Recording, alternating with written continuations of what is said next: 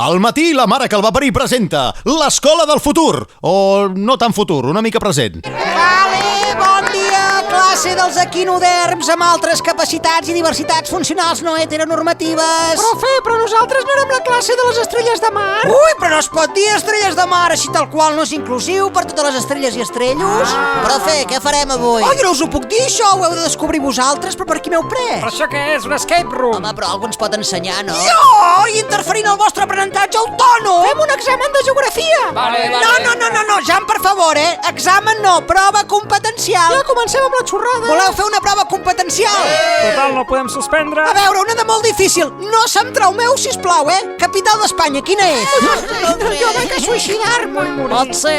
Digues, Jan, digues, a veure. Saoko Papi. Què diu?